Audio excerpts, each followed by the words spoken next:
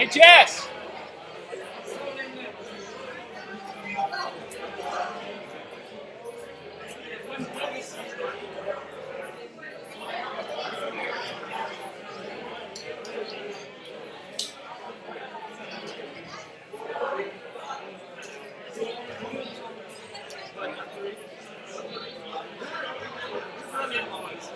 So you can't watch it once you have a seat? Just because, like, we're gathering. um, so, So it's different than all these other well, it's... Like if they go to the YouTube page, they do all this stuff. No. So they need a link to it. Um, and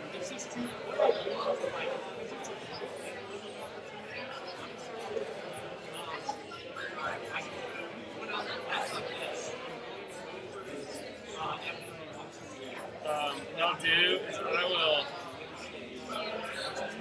Yeah.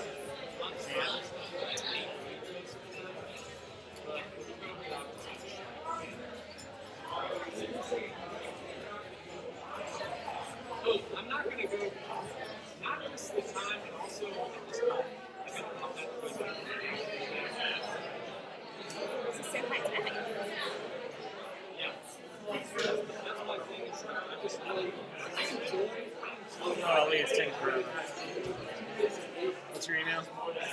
NC regions bio at Gmail. I know. Turns out. I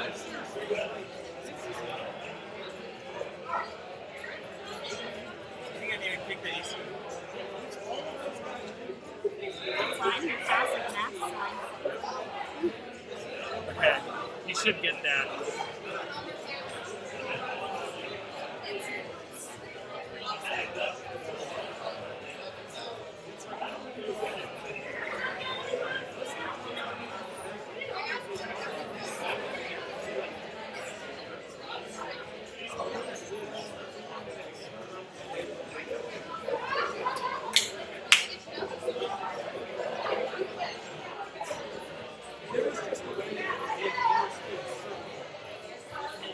Never happened.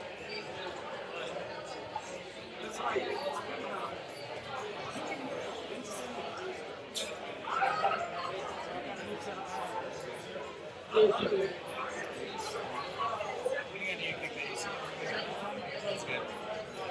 It feels a little stale right now, but I'm curious if it's still on 675. Probably I haven't changed it. So maybe we're going down to like 72.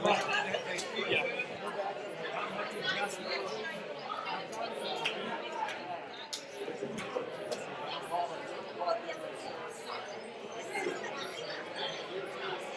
Are you able to? All right, last call. There's a packet of information by each door. If you don't have one of those, go get one yourself.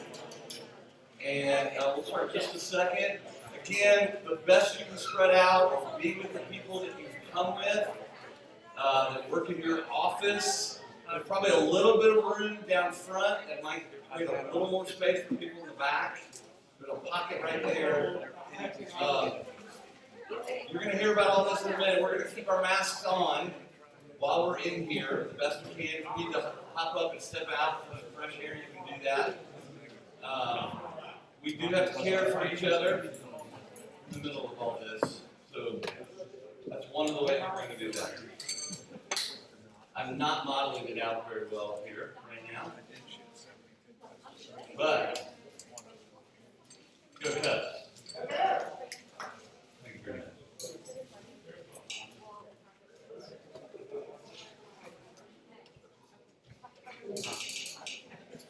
All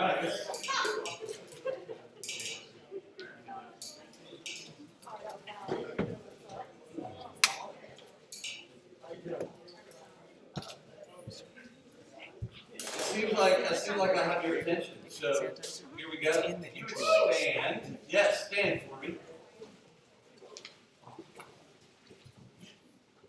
Hear and receive this. Do you not know?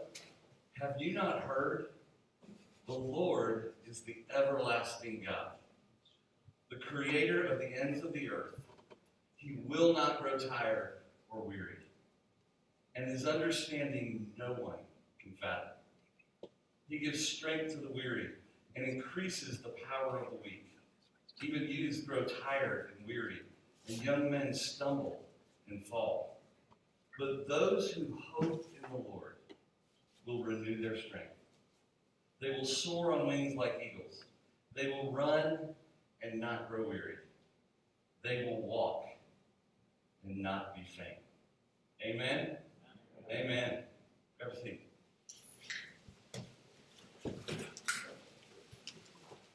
Folks, this is why we come. We are living in certain, I heard this week, certain uncertainty. That's the world we're living in. Certain uncertainty. That right there is why we come. We've come to remind each other who is the everlasting God, the one who sits on the throne, our Creator and our Savior. We have to remember together where our trust lies. My hope is that we will encounter Jesus. It would be so easy coming to a place that we love, like Windy Gap, and try and just want life to be normal again. And there's a sense of it, and it's good. We need it. Or we come and we just kind of fight through the awkwardness. Look at yourselves right now. That's not why we've come. Those are not bad things, and I kind of want some of that. But we've come to encounter Jesus together. We will need his hope, his strength in the days ahead. I know you're relying on him and depending on him in ways like never before. I sensed a couple of months ago we needed to be together. And so I did want to say thank you. Thank you for navigating whatever you've had to navigate. Conversations, risk, child care, family discussions, kind of inside your family, extended family, maybe with committee in your areas to be here. I just want to say thanks. It takes courage to do that, and your willingness, I'm grateful. I realize we're all in some different places. You can go on the spectrum, we won't get hung up here, but there's people that think the whole thing is a hoax, and then other people on the other end think it really is a pandemic, and we have to do everything we can. And we probably will all find ourselves in different places at different times. But with that, we're going to treat each other with great sensitivity and kindness and compassion in all of this. And so as we gather, I would have never dreamed this, but we're going to talk right from the beginning, what are the protocols for our time here, so that everybody, wherever you might be, will feel as comfortable as possible, and then we'll all kind of have an understanding of what we're going to do while we're here. We know Young Life Properties are one of the safest places in the world. We know Young Life Properties, one of their values and their principles is the safety of people. And we're grateful for that. And the folks here have already gone above and beyond. They did it this summer, and they've gone above and beyond for us to figure out how to make this work. They have put the work in. They have wrestled with the health department. They've studied the codes and all the requirements. We know there's no perfect place, but we know with some confidence that it's safe. There are things we'll have to do. So I just want to, from the beginning, I'm going to turn over to Matt now in just a minute. And I just want to say, we will let them lead us. Young Life is made up of a bunch of rebels and mavericks. And yep, guilty. That was a courtesy laugh, but it was true. Like, we need to follow them, we need to trust their authority, and let them lead us. I think that will go a long way. And I'm not going to play punches here. Is what we experience together could be a model of what could happen here on this property this school season. So, regardless of where you are, if you would just be open and you would lean in, again, we're going to get to experience it ourselves, led by them, and we'll just see where the Lord takes it, without a lot of expectation or judgment or shame or guilt or any of those words. Let's just be open together and encounter Jesus as we gather. So with that, we'll turn over to Matt and Aaron.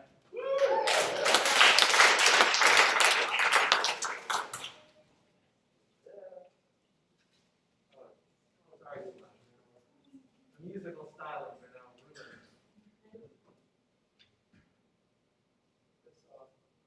Mom? Yes. All right. Gosh, so grateful to be in front of this group of folks, and thanks, as David said, for being willing to come to camp. We're really, really glad that you're here. Certainly a lot to navigate during this season, and I am also just grateful for this team and your response to us when camp closed March 19th. I got a lot of texts and a lot of emails and a lot of phone calls, and I know my team did too. And thanks to many of you that reached out to us. It was unprecedented for us to sit empty for that period of time. And we're just grateful every time there's people in this building in a completely different way now. So thank you for reaching out to us. And know that our spirit in all of this is we're right with it and it with you. That we know the realities of today and ministry in your local area look a lot different than they did just a few months ago. And so we're praying for you guys and lifting you up as well. A little bit of my hope during this time is just to create some vision for camp and why we do and how we do and what we do here in the school year. And I'm so grateful for David kind of pointing out that the why has remained unchanged. That we have this true north that we can point to in pursuing kids and proclaiming the gospel to them. You guys are going to do that. And then we get to create and prepare this place for kids to encounter him. That hasn't changed in the midst of this pandemic. That's still our purpose. That's still our focus. That's why we're showing up every day. That's what we're waking up to. And I love that in the midst of this uncertain certainty. Is that how it was phrased? Certain uncertainty, sorry. We've been using the term here at camp, liminal space. I don't know if you're familiar with that term, but that means on the threshold. We are living in the doorway of what was and what's to come. And we feel like every time we step through one, just to stand on the next doorway. And so we're living in this kind of same space of uncertainty. And we keep kind of adjusting and then realizing some new things and then adjusting and realizing some new things. And so I can only speak of what I know today. And a couple things are true in that. One, that our purpose has remained unchanged. For us here at camp, kind of a verse that we've kind of rallied around is Hebrews 2:1, and it says this: we must pay the greatest attention and hold fast to the truth that we've heard so we do not drift away from it. I feel like for my team, in going from a very busy camp to dead stop, there was this opportunity for us to kind of be adrift. And maybe we all feel like a little bit of that in this uncertainty that we're kind of floating. Our purpose is a little different. The way we do it's a little different. And for us, that verse has been a point back to, one, we have to be anchored to Christ in all we do. That our best here at camp is really showing up filled with Him. And then two, that this purpose, the wind in our sails, the current beneath us, gives us some direction. And that's really important to us here. And so the why hasn't changed. The how has changed dramatically. And so that's what I want to talk about. And since March 19th, really my team pivoted at that point to say, well, the why is the same, the how is now different. And we have been laser focused here. Laser focused on the how. And I'm so proud of my team's response. They've been creative, I think inventive, just thoughtful in how they hold all of this guidance that has changed 7 or 8 times. In our context here, we had 4 day ones of summer camp before we had our first day one. So it was step into the doorway, adjust. No, that's not gonna be day one. Do it again. Get ready again. Get ready a third time. Get ready a fourth time. The fifth time we had people here. And so we've been thinking about that and holding all that. I'm just proud of how they've done that. And we've done all that with you and your friends in mind. I hope you know that we have tried to put on your hat, your shoes, and just think about how does this play to a volunteer leader? How does this make sense to a volunteer leader that's showing up here with 3, 4, 5, 6, 7, 8 of their high school friends? How do we make that accessible for them? So much thought's going into that. I've also been really grateful over this period of time for just Young Life's camp model. Gosh, we are just so blessed with the good work that people have done in front of us to build this style of camp. In a couple of really important ways that are so key to the safety of kids and us and you all while you're here at camp. One, that camping is leader-centered. We have a chance here to really build a leader-centered model, maybe even double down, so to speak, on our efforts to do that. Young Life's based around all that, and I think over time we've made that easier and easier for leaders to lead the camp. And there's some good with that. There's an opportunity right now to kind of buy back into that idea of camping. And the fact that leaders come with kids they know to a cabin here at camp is such a huge safety thing that we have an advantage over a lot of other places and spaces like this. The second, we just have control over who comes, when they come, how long they stay. And that's just really unique. So those really do set the tone for the experience here at camp. Before I get into some details on that, just a few guiding statements that I think are important for this group to hear before we talk about the details of how we're going to do this. Who you bring and how they arrive is of the utmost importance. That does really set the tone for the experience here at camp. And that includes work crew also. We're going to treat them like campers a little bit in that model. Everything starts with that. A few thoughts on that. Really important, 2 things. That you and your high school friends, when you prepare for a camp trip, do a good job being mindful and thoughtful about self-monitoring before you come to camp. Being in the 5 or 6 days ahead of a camp trip, that you're just thinking about who am I with? Who am I exposed to? Is it worth it to go to that party? Is it worth it to be in that large group?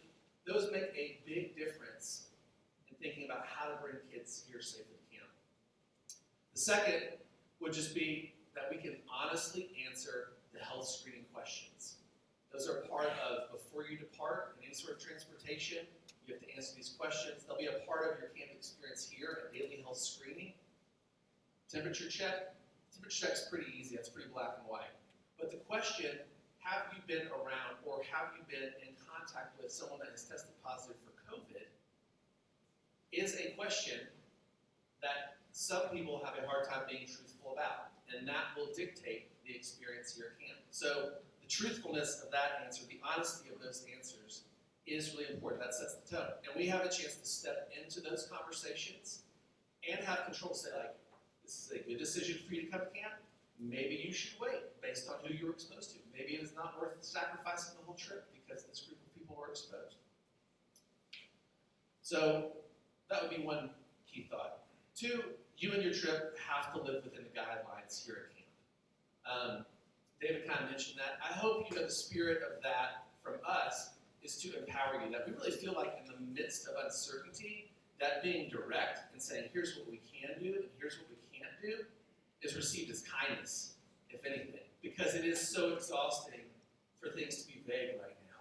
And so we worked really hard to try to present, here is what we can do while you're at camp. But we really do need you to live within these guidelines.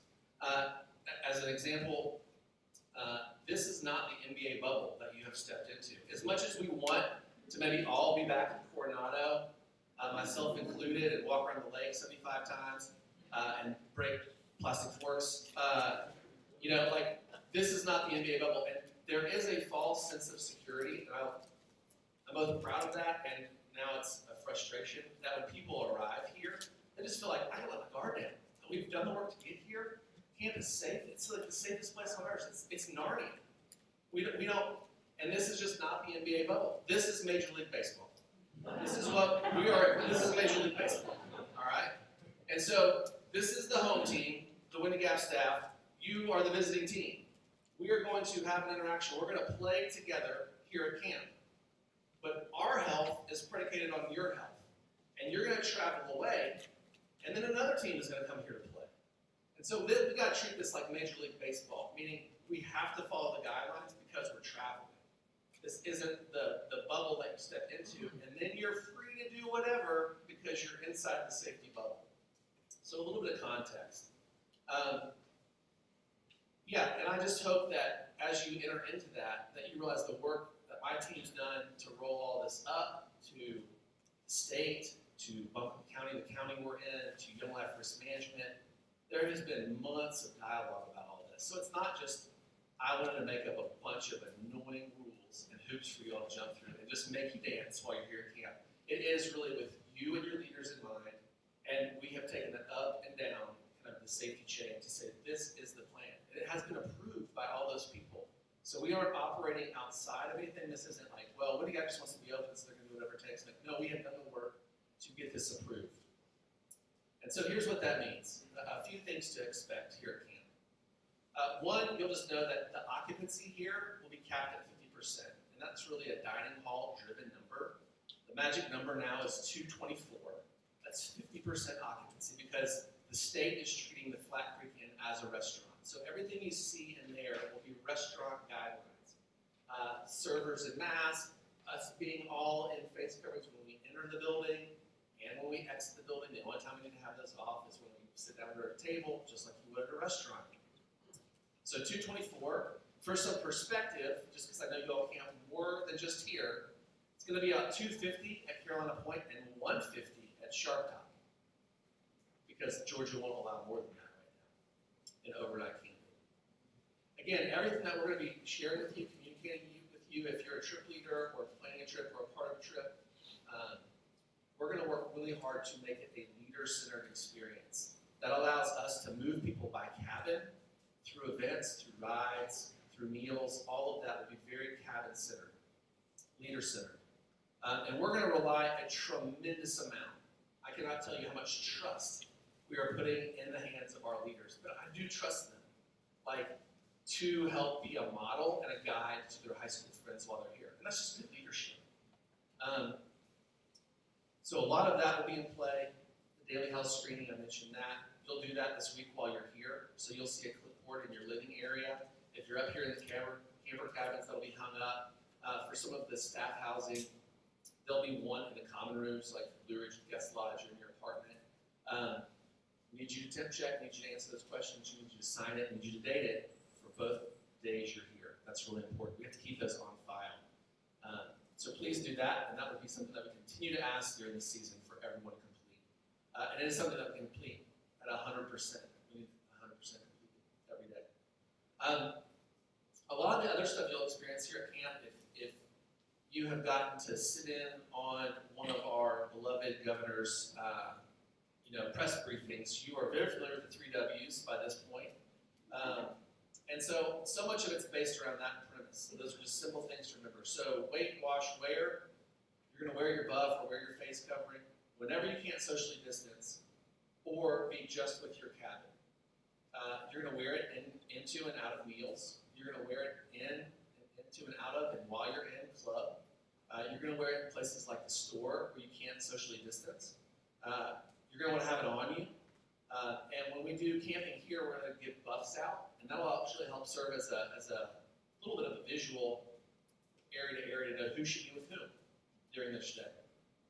And you'll see a lot of our stuff in ours. We have to interact with lots of people here, so my team will be in them a lot. And as you interact with people in food service or retail or servers in the kitchen or even our folks that are out on rides, they will have face coverings on. And it's required for them as part of their job. Second one was wash. Wash your hands. I don't want to get into the details of that. You all are adults. You know how to wash your hands. But some things that will be different on a weekend here will be we will ring a bell earlier, and we will ask that you and your leaders take your kids back to their room and wash hands before meals. It'll just be a new thing. We did that this summer, worked really well. Wasn't but 5 minutes out of the whole entire day. Everyone went up, washed, and then it was a rolling start into meals. And we did rolling starts in the club just to, again, limit any big group settings where people were packed together. I laugh that it's become such a sacred cow, a little bit of like the rush in the club room, and I love it. We don't do that at our local areas. It's not like you're like, everyone stay outside the basement until the first song hits. Like, no, it's just like, are we good? And then we start club. And that's a lot how it went this summer. It was great. So some rolling starts. Again, less mingling with people outside your area. Again, there's been so much put around, hey, come camp and meet other people, you hang out with other areas, and really we're just going to back that out and talk about you being with your high school friends, a leader being with their high school friends. And that's just some purity of the experience here. We feel like we can do that really well and really safely. And that'll affect things like, obviously, you're seeing a meal. There's 28 camper cabins. There happens to be 28 tables in the dining hall that's set to 224. That means one cabin per table. That means everyone gets their own table that they sit with their cabin at every meal. Again, it's just working out of that cabin model. Same with rides, things like that.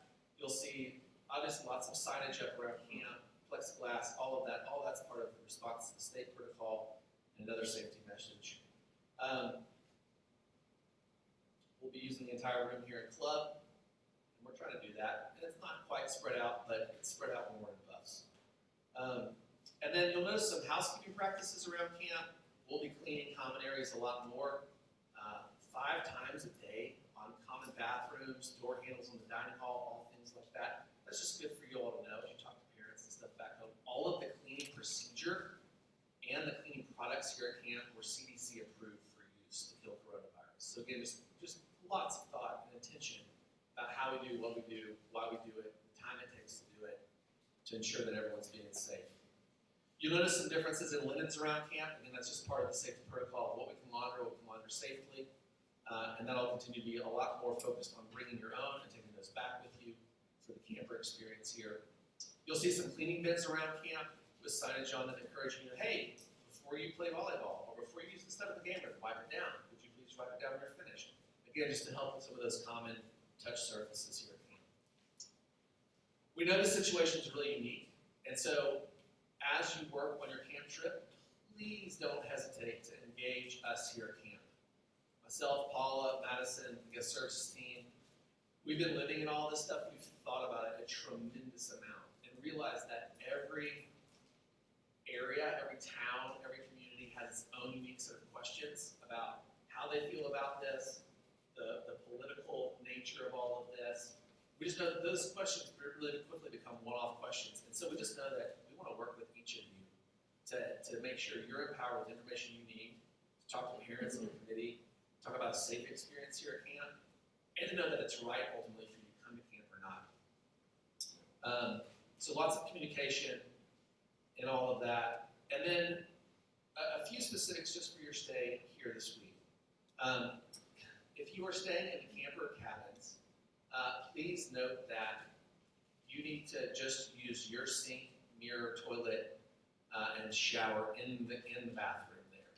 Please don't use the bathhouses. That would just be a huge favor to our staff in turning camp from you all to the next group that's here later this week. That would be appreciated. And then, if you forgot something, I think there are some extra toiletries here on the table. Also, please don't hesitate to ask myself or Madison or Austin or any of the GS team if there's something you need in your room or something you left back home that you forgot. We would love to make sure you're well thought of while you're here. And yeah, thanks for letting me share a few things and giving me this time. I appreciate it.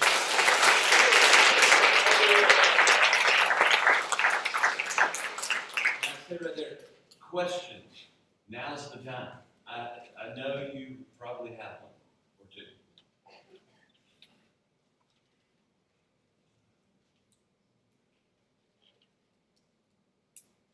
No way. Hey, I got a question. Yeah. So I heard a lot of rights are right when they're inside. I know that outside interactions are very different, but is there any changes in camping when it comes to camper free time and how y'all handle that and dive into that?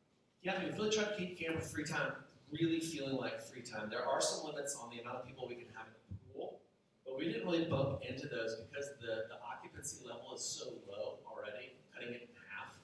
So the fact that you can only have 60 people at the pool really never played in a summertime environment when you think the pool would be busier. So that'll be less and less of a concern, I think, as we move into the school year.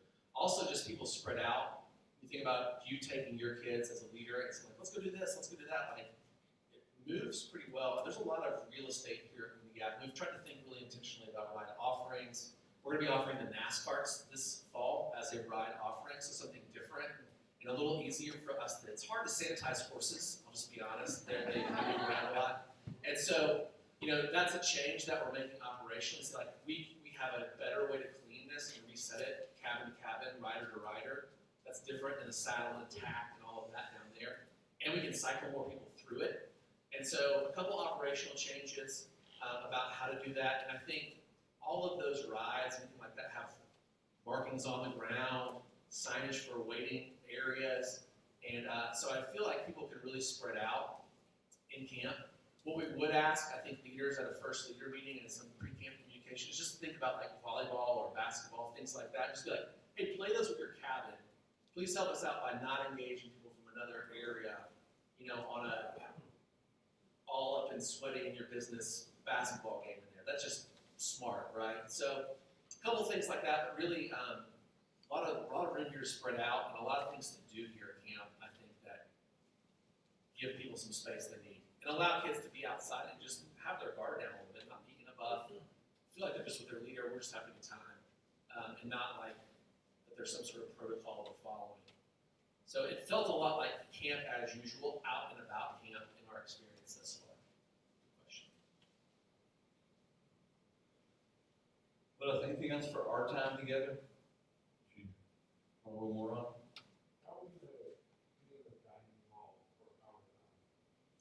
Yeah, in the dining hall, I think we did a seating chart based on who you all already interact with on the regular. So either you know, metro areas, larger teams like that being seated together, or based on your part of the state, if you've had interaction with your, is that a cluster?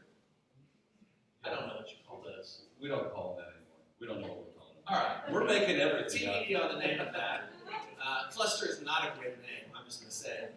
You all can do better. But those groups of individuals, you know, seating together where it's like, hey, we've already been in a meeting together, we're going to continue to sit together. So I know you all love to mingle. I would probably just advise you to mingle with your face coverings on when you do that. But you'll be having meals with the same people when we're inside. Yep. We have one grab and go and lunch tomorrow is outside. So. And that'll be something we'll try and we've put that in the menu for the school season, those options, just knowing that there'll be a breakfast in bed option, which is great. Again, leader-centered, safe, it's in your space, and the grab-and-go lunch to say, like, let's use all of camp. There's no reason to be in a room all together if there's a beautiful afternoon to take advantage of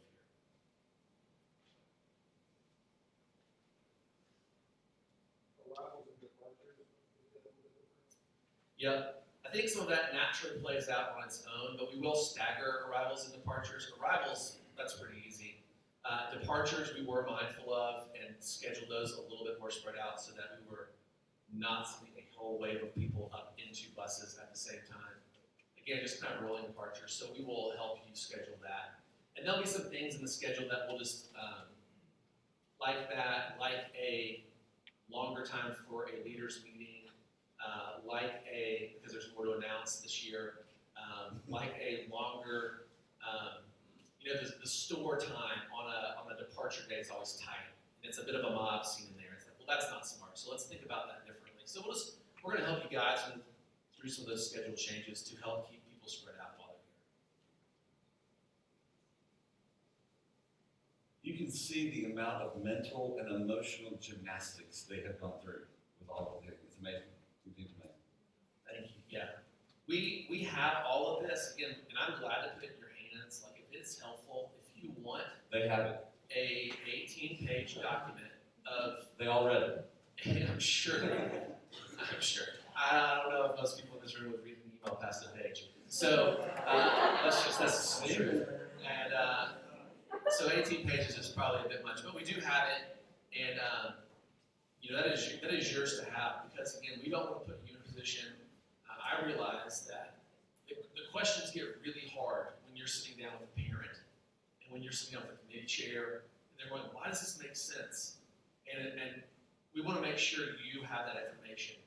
If the decision ultimately maybe is still no, I understand that, but at least they can be formed like, "Wow, you could go." Now, should you go? That's a different question, but you could go, and it's very thoughtful.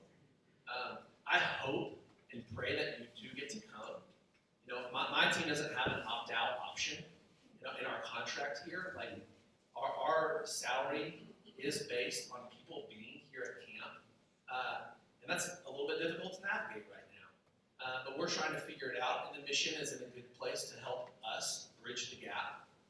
But we also are relying a lot on you. And I know that having events is a huge part of what you all do. Not only coming to camp, but even a banquet or a fundraiser or a club. And so I think we're all a little bit in the same boat here of trying to find our way together and trying to say there are some things to show for the ministry that we are doing, besides looking at some old Facebook Live posts or Instagrams. Like, that's good work, but having an event and getting to be in front of kids is our goal as much as it is yours. And so we want to help you all get to that point where you feel comfortable doing it. Or yeah. What I heard you say, and I've had conversations with maybe y'all too, but from our end of things, to ask the question of kids, to ask them, who have they been around, like, where have they been, kind of know that about the kids that you're bringing. It's a weird thing to do. We're always like, yeah, just give them the bus, just give them the bus. That kind of thing. It's always our mentality. But for this season, I think we have to put that mentality to bed as a group and not do that for the sake of, yes, your trip and kids' safety, but that's for the sake of, I think, other people's trips too. I think we just have to ask the hard question to the kids that we're bringing and make sure when we're starting with ourselves, but ask the hard question to kids is like the number one thing that will help this process get. Yeah, that's absolutely true. And I think so much of that might not affect your trip, but we really do have to be corporately minded here. Say, how do I come safely so that the next person can come safely? How do I come safely so that the camp staff stays healthy so that they can serve the next team? What we learned from this summer is it's all predicated on that. And it doesn't take much to unravel it. So thoughtful responses and truthful responses to those questions are a key starting point to operating here safely.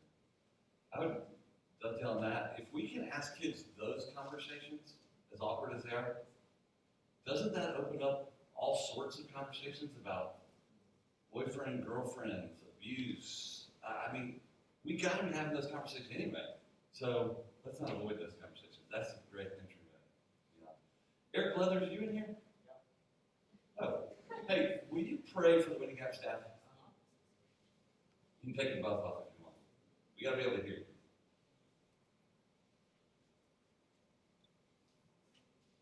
Dear Jesus, we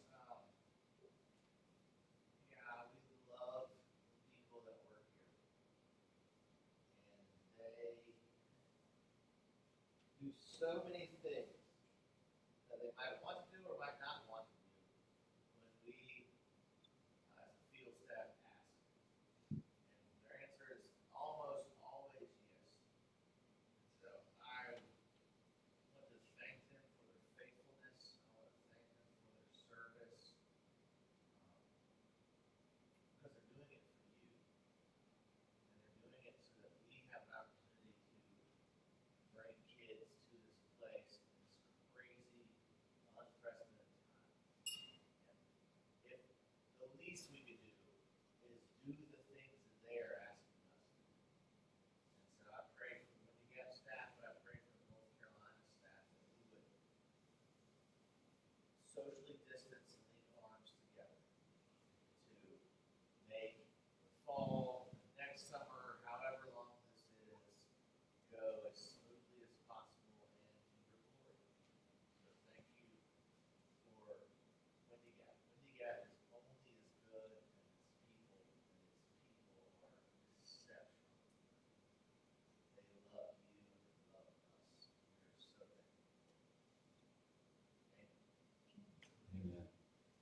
Thank you all.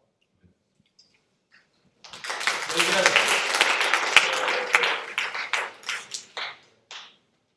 That was a big piece of business right there. Hey, we got a little bit more time in here, but let's start with a few introductions, which is always great at the beginning of a staff conference. I'm going to start with my lovely bride, Heather. You have not seen her lovely face on the Zoom calls.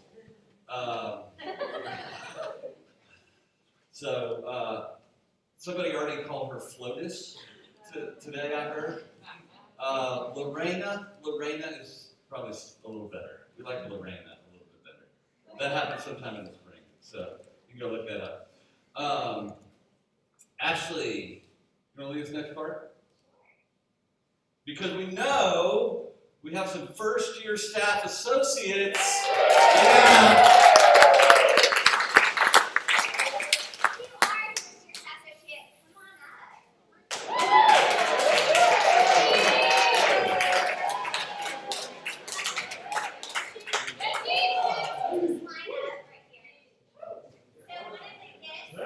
Arms length apart a little bit.